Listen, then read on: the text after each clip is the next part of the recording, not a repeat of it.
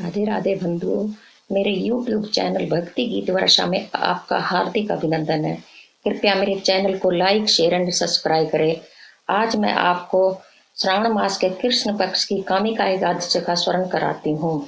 बोल विष्णु भगवान की जय। एकादशी महात्म्य की जय। कुंती पुत्र धर्मराज युधिष्ठिर बोले कि हे भगवान, अब आप मुझे श्रावण मास के कृष्ण पक्ष की एकादशी का सविस्तार कथा सुनाइए। उस एकादशी का नाम तथा उसकी विधि क्या है, उसमें कौन से देवता की पूजा होती है। श्री कृष्ण भगवान बोले, हे राजन, मैं एकादशी की कथा कहता हूँ, उसे ध्यान पूर्वक सुनो।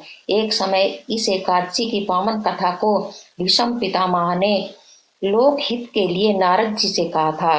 एक समय नारद जी ने पूछा कि पितामह, आज मेरी श्रावण माह की कृष्ण पक्ष की एकादशी की कथा सुनने की इच्छा है, अतः अब आप एकादशी की व्रत कथा विधि सहित सुनाइए।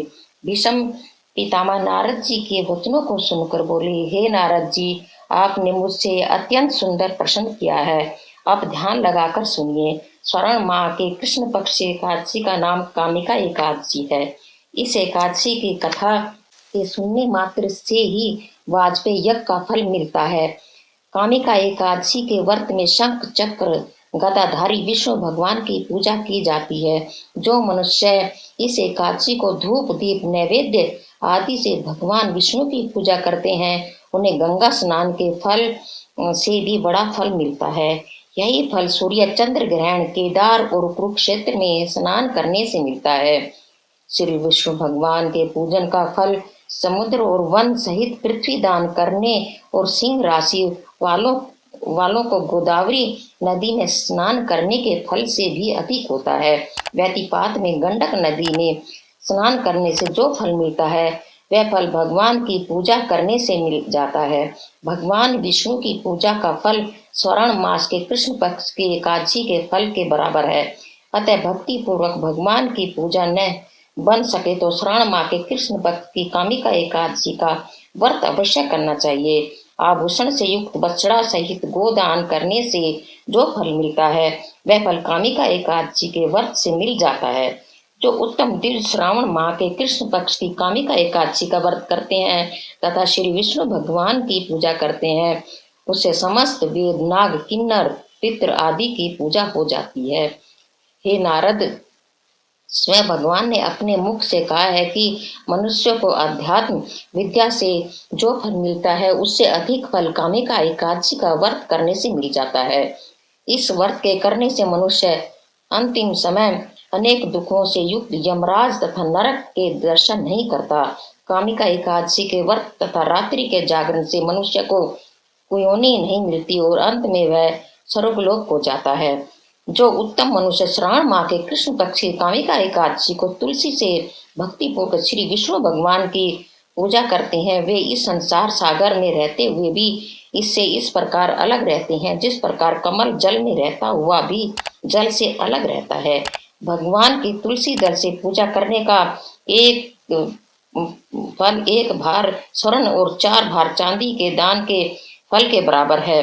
फिर विष्णु भगवान रतन मोहित मणि आभूषण आदि की अपेक्षा तुलसी दल से अधिक प्रसन्न होते हैं। जो मनुष्य भगवान की तुलसी दल से पूजा करते हैं, उनके समस्त पाप नष्ट हो जाते हैं।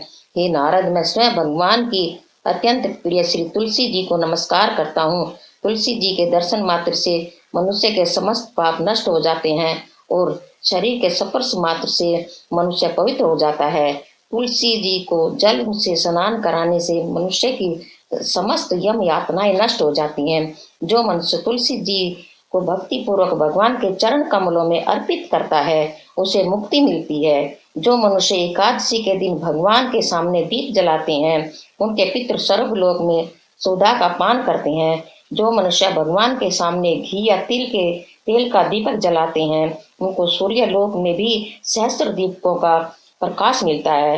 इस व्रत के करने से ब्रह्म हत्या, ब्राह्मण हत्या आदि सभी पाप नष्ट हो जाते हैं और जो मनुष्य इस व्रत को करते हैं, वे इस लोक में सुख भोग कर अंत में विष्णु लोक को जाते हैं। इस कामिका एकादशी के मातम के श्रवण पठन से मनुष्य स्वर्ग लोक को जाते हैं। कामिका एकादशी की कथा। प्राचीन काल में किसी गांव में एक ठाकुर रहते थे। क्रोधी ठाकुर की एक ब्राह्मण से भिषंत हो गई। परिणाम स्वरूप ब्राह्मण मारा गया। इस पर उन्होंने उसकी तेरहवीं करनी चाहिए, मगर सब ब्राह्मणों ने भोजन करने से इनकार कर दिया। तब उन्होंने सभी ब्राह्मणों से निवेदन किया कि हे भगवान, मेरा पाप कैसे दूर हो सकता है। इस प्रार्थना पर उन सब ने उसे एकादशी व्रत करने की सलाह दी। ठाकुर ने वैसा ही किया। रात्रि में भगवान की मूर्ति के पास जब वह शयन कर रहा था, तभी एक स्वप्न हुआ। स्वप्न में भगवान ने कहा, हे ठाकुर, तेरा पाप सब दूर हो गया है। अब तू ब्राह्मण की तेरहवीं कर सकता है। तेरे घर में सूतक नष्ट हो गया है। ठाकुर तेरहवीं करके ब्रह्मत्या के पाप से मुक्त हो गया। बोल कामिका एकादशी की जय। बंधुओं, चैनल को लाइक शेयर और सब्सक्राइब करें और बेल आइकन भी दबाएं, जिससे कि आपको नई वीडियो की जानकारी मिल सके।